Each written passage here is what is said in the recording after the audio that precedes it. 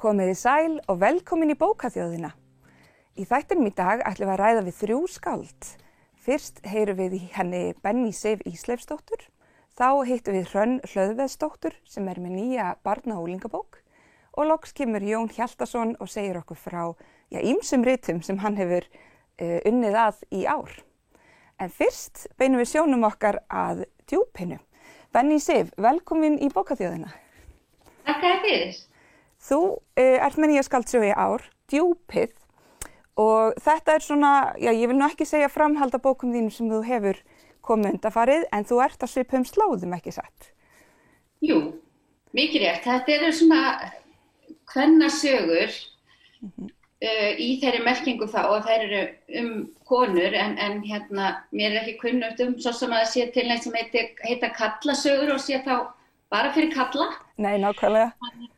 Þannig að ég vona að þessi merking að hún þrengja hana ekkert, en já, vissulega sögur konur sem að ég hef skrifað fram að þessu. Já, fyrir hefurðu gefið út Grímuna, sem var fyrsta bókin þín, og Hansdætur, sem var nú tilnefnd til íslensku bókmenntaverðlaunanna. Og nú erum við, er ég að snúa þessu við? Já, hún var tilnefnd til evrópsku bókmenntaverðlauna. Já. Þetta verðlauna Evrópusambandsins. Það nú ekki verra. Akkurat. Og þær eru báðar sögulegar skáldsögur og gerast fyrir vestan.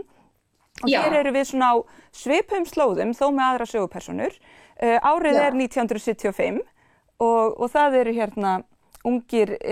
ungar konur sem leggja af stað með körlum í leiðangur til Vestfjarða, Ísafjarðar, er það ekki? Jú, í Ísafjarðardjúp. Já. Sagan gerist á Reykjanesi við Ísafjarðardjúp í héraðsskólanum þar og fjallar Valborgu sem leggur af stað í sumarvinnu, þarna snemma sumars og er ráðin af stofnun sem heitir Búsetturöskun ríkisins sem hefur það að markmiði, minnst kosti svona í orði, kannski síður af orði, að vinna gegn því að byggðir fari í eyði. Hefur sérst að gera með þessar byggðir sem eru þarna brothættar, sem eru þá sveitirnar og þarna við Ísafjarðardjúp er orðið svona fátæklegt af fólki og einhæfni í atvinnuháttum og þessi leiðangur þarna vestur er sagður eiga sérst að taka eitthvað á því. Akkurat.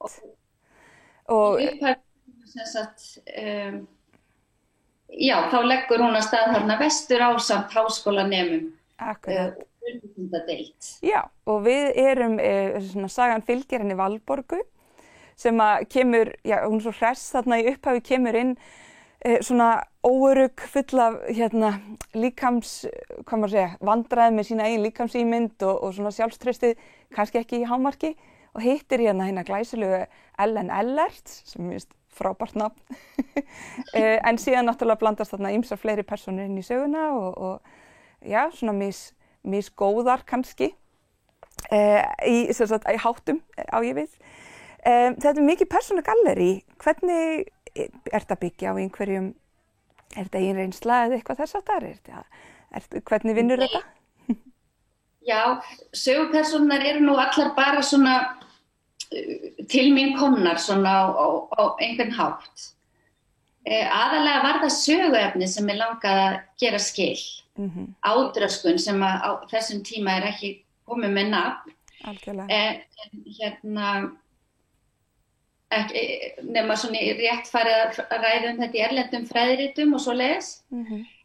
En Valborg sem sagt, hefur svona fytu fordóma gagnvart sjálfur sér, mjög upptekin af línunum og hafði séð fyrir sér þetta sumar að fá svolítið frið frá þessum spekulasjónum sínum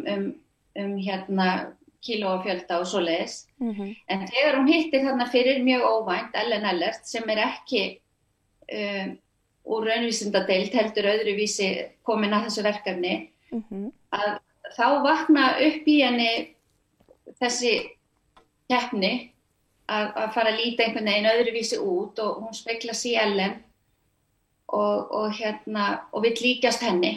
Akkurat. Og það verður svolítið dýrt. Heldur betur.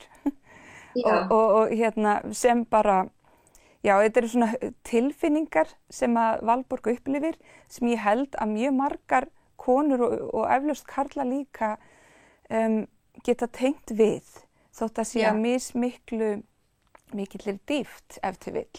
En við stökkum ekki alltaf hamngisum fram úr rúminu eða hvernig það er eftir dögum. En Valborg náttúrulega að veikjast þarna í bókinni. Já, það eru þessi svona fegurðastaðlar og hugmyndir okkar fegurðina sem að hafa alltaf verið manninum hugleiknar. Bæði að hafa fagurt í kringum sig en líka að skreyta sjálfan sig. Og það er eitthvað bara eldgamalt eins og við sjáum bara og skreyti list úr einhverjum hellum og múmíum sem eru grafnar upp og svoleiðis og þjóðminjasafninu eru til alls konar munir það sem fólk notaði til þess að fegra sig. En núna, og svo hefur þetta verið á flökti, hvort er fallegt að vera mjór eða hvort þykir fallegt að vera mjór eða svolítið holdugur. Og þetta aðeins upp og tryggi í tímanum en svona hann ennþá svolítið viðvarandi og Abba-stelpunar er svolítið það sem Valborg er að horfa á. Já. Og Ellen Ellert, sýningarstúlkan og módelið sem að verður speilin sem hún horfir í. Akkurat. Og sko þetta er náttúrulega afskaplega nútímalegt umfjöllunarefni. En þú kýrst að fjalla þetta í fortíðinni árið 1975. Þegar við gætum allt eins verið stödd með unga stelpur sem speglast í Instagram myndum eða símanum sínum sko. Hvers vegna ákveður að fara í fortíðina? Mér finnst þú reynd að gera það ljómandi vel en svona hver er ástæðan að þú sviðsetur söguna á þessum tímapunkti? Já, það var aðalega var það það þjónar frásögninni að setja hana í þessa einangrun. Hún er þarna í héraðsskólanum við Reykjanes yfir sumartíma fjarri fjölskyldu sinni og hittir þarna fólk sem hún hefur ekki hitt áður sem þá þekkir hann ekki og er síður líklegt til þess að grípa inn í. Og svo náttúrulega nægir þarna líka að fara út í þessa byggðasögu sem er með líka svolítið hjartfólkina því að núna eru brothættu byggðirnar ekki sveitirnar heldur bæir víðsvegar landið sem eru svona eiginlega á válista. Já. Og þannig að það nægir þessu tvennu. Og svona aðeins náttúrulega kemur hann inn á náttúruvernd og nýtingu auðlinda og þess að þar. Já, þetta er mjög tímalaust umfjöllunarefni. Þrátt fyrir að við séum stödd í djúpinu árið 1975, þá er þetta vissulega saga sem ég held að margir geti speglað sig við bara í dag, 2021. Benný Sif, þakka þér fyrir að koma líta við hérna hjá okkur í bókaþjóðinni. Djúpið er í bókabúðum og ég hafði verulega gaman að því að lesa Valborgu og þrautir hennar og ég hvet aðra til að kynna sér bókina. Þakka þér fyrir að koma til okkar. Takk fyrir mig, gaman að hitta þig.